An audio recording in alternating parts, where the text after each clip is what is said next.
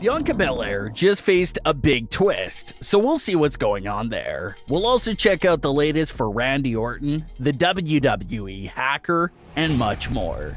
Let's start things off with Bianca Belair. Bianca is officially the longest reigning Raw Women's Champion of all time, and the longest reigning Women's Champion of the modern era. So similar to Roman Reigns, it's getting hard to find fresh matchups with new threatening challengers for her. Well, WWE created a fresh matchup by using one of her old rivals. Earlier in the week, before the May 12th edition of SmackDown, there was a report going around that a pitch had been made for Asuka to turn heel. And just a few days later, everything that was listed on that report came true. Asuka came out during Bianca Belair's title celebration to apparently shake her hand and congratulate her. But it didn't take long for Asuka to spit in the mist in Bianca's face, officially marking the beginning of Asuka's new heel turn. A lot of fans were confused by this and asked if Asuka was already a heel or not.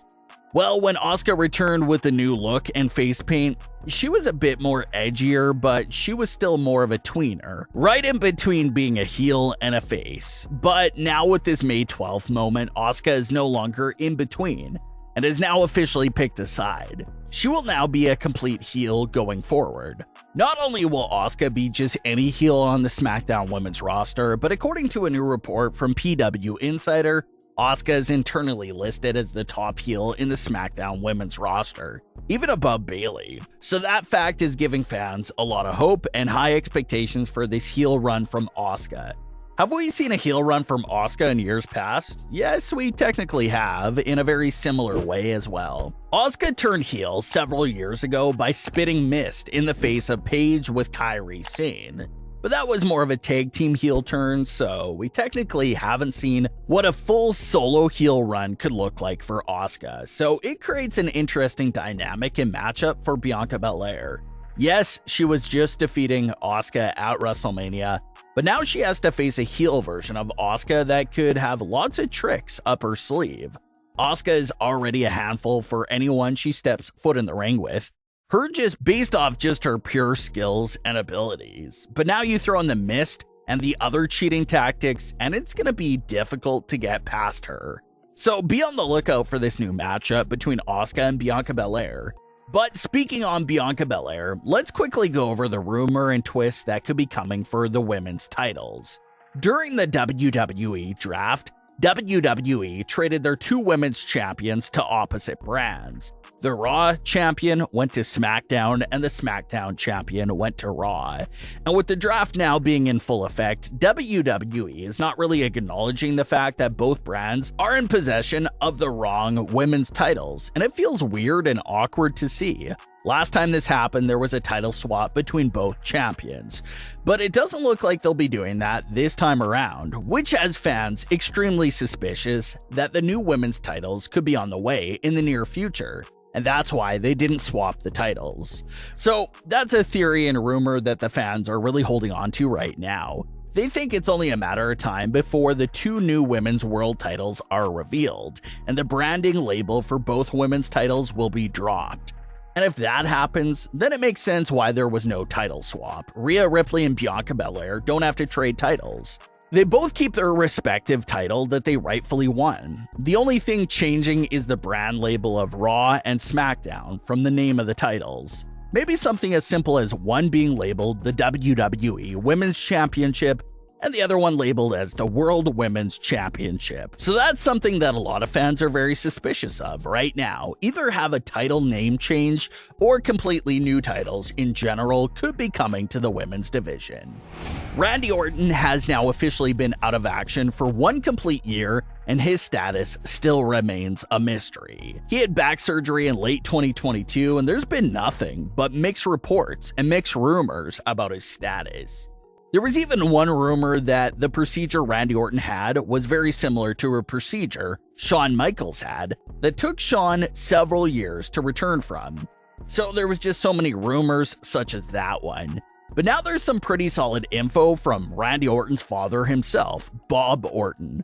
Bob recently spoke with WrestleBinge, and he was asked for an update on his son, Randy Orton. He had this to say about that topic. Quote, "He's training, so we'll see what happens. I don't know if he feels like going back or he feels like he's ready to go back. I think he might. Then again, he's pretty well taken care of. I don't think he needs to, and I think the doctors have told him not to. But Randy will do what Randy's gotta do." End quote. And this was pretty devastating news to hear for all fans. It sounds like Randy's family and even the doctors are pushing for him to permanently hang up his boots. He has nothing left to prove. He already has a Hall of Fame worthy career, and now it's time to properly protect his body from any further harm, especially when one of his most popular moves includes him falling on that surgically repaired back. But like Bob Orton said, at the end of the day, Randy Orton will do whatever he wants to do. A few years before Randy went down in 2022, he did say that his intentions were to wrestle into his late 40s.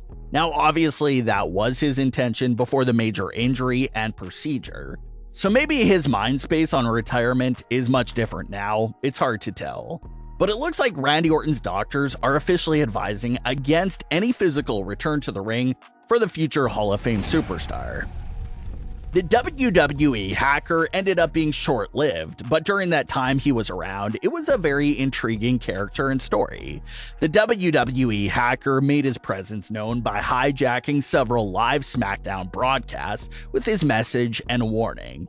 He would later officially make his presence felt in the Mandy Rose and Sonya Deville storyline, by showing Mandy backstage footage of how Sonya was lying and doing all these evil things that a friend would never do behind someone's back.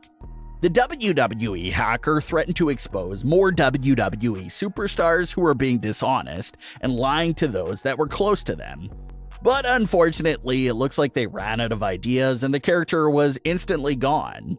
And then nearly a whole year later, they did a quick 5-second reveal on Raw where Ali confessed to being the Hacker, finally giving some closure to the abandoned storyline. Well, Ali recently spoke with Sportskeeda and revealed that the Hacker character was actually something he pitched. But he didn't know he was going to be behind the persona on WWE television. He had this to say about that, quote, "I wasn't told that I was being the Hacker. The Hacker was another concept of mine that I presented while sitting at home. Again, with the industry sometimes it's about you, sometimes it's not. And I was doing the light up character, the light up mask, the light up look. And it was another thing where I think the powers that be or the creative team in the process didn't see the layers of that character. It was just the underdog good guy," end quote. And the Hacker character and story was a great concept by Ali. It's really unfortunate that its run was so short because it did provide a lot of good mystery, intrigue, and fun fan theories. But what are your thoughts on today's stories? Leave your comments below. Don't forget to subscribe with all notifications on, and leave a like if you enjoyed. Thanks for watching, guys.